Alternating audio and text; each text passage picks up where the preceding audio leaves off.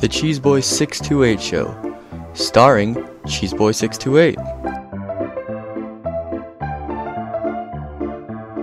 Hey YouTube, what's going on? This is Cheeseboy628 here today giving you an OU tier Wi-Fi battle, and this is versus my buddy RobotnikIsSexy, a super awesome YouTuber. You better go check him out. I'll leave his link in the description, and he also uploaded his side of this battle, so check it out in the description as well. So getting into the team preview here, I have my Mega Aerodactyl, Assault Vest Goodra, Choice Scarf Ditto, Choice Specs Rotom Wash, Sub 3 Attacks Gengar, and Physically Defensive Tentacruel.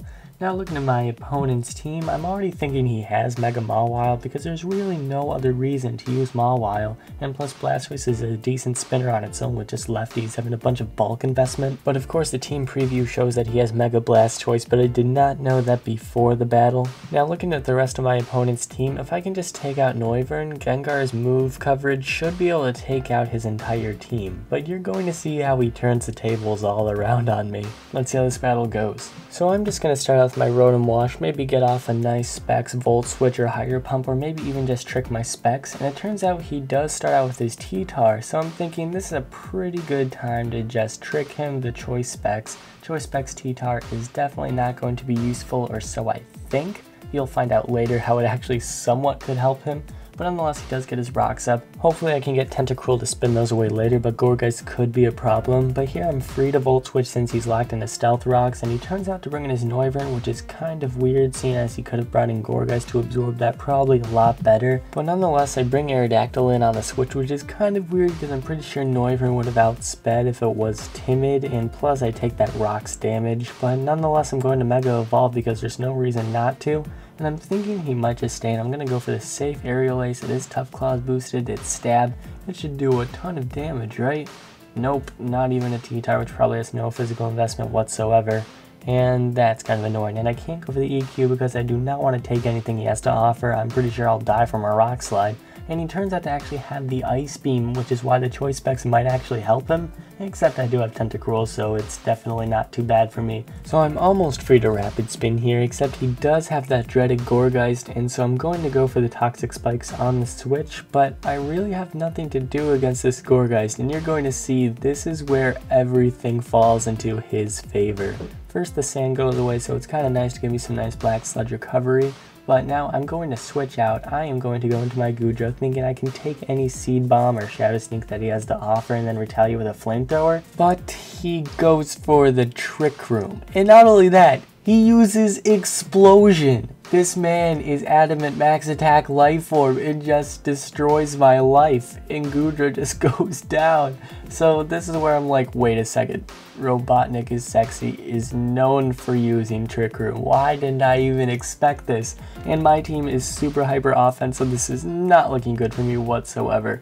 But now I bring in Tentacruel on the switch because he no longer has a Ghost. So here with Gourgeist dead, I can finally get a free Rapid Spin off, except this Blastoise Mega Evolves, which I wasn't expecting, and then hits me with a nice and powerful Dark Pulse. But I get the Rapid Spin off, which is pretty nice, and now the Blastoise is toxic from the Toxic Spike, so it's going to be withered down pretty nicely. But I kind of make a bad play here. I save my Tentacruel for no apparent reason, and I bring in my Rotom Wash, and I definitely could live. He crits me, which is definitely unfortunate because that was really my best check to this thing. A Volt Switch would have done a huge number, even though if he'd be max HP, which he is. So it's pretty unfortunate because that was my one check to the Mega Blastoise, and now I have to go into Ditto pretty much. I don't think anything else can take him out after a couple hits, and I'm just going to lock myself into Water Pulse. And hopefully after the Toxic as well, I should be able to take him out next turn. I don't think so though, unfortunately. Trick Room does fade away though, which is nice because that way my Choice Scarf will actually be useful. And he goes for the Aura Sphere, and he does a huge chunk even though I'm max HP. I know he has naturally more HP than me, but yeah, I do not take that well for the defensive beast that Mega Blastoise is.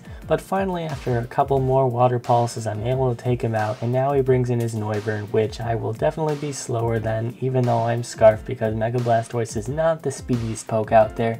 Here I'm just able to go into Tentacruel, pretty much just fodder it off, and now I'm actually going to go into my Mega Aerodactyl.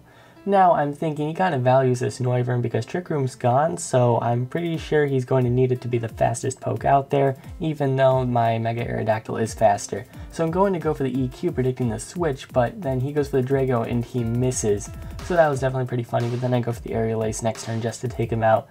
Now here I go for the Aerial Ace instead of the Stone Edge because I'm thinking this will do a decent chunk. It'll only do a little bit less than Stone Edge because of Tough Claws, but now he's able to get off the Trick Room, which is really unfortunate because this spells out the end for me because now he's able to get the Night Slash off and crit me. So my last possible check to this Malamar is gone. It is my last check because now I have Ditto in, it's Scarfed, he'll definitely outspeed. Unless I can take this hit, I am not going to win this because all I have left is Gengar. And unfortunately I'm not able to take this superpower. Since I am Scarfed, I will be slower in Trick Room. And so now I go down and all I have left is Gengar, which will certainly not take a Night Slash from Malamar. Malamar is simply too powerful. GG Robotnik is sexy. Definitely a fun match, and let's definitely battle again sometime soon. So just one more thing to say before I sign out here. Sorry for not streaming yesterday. I know a couple of you guys wanted me to, but I was not able to get home in time. If you guys want me to stream tonight though, I might have some buddies coming over to make it a really interesting stream. So let me know if you want that in the comment section below, and thank you all for watching. Like, comment, sub, and until later, peace.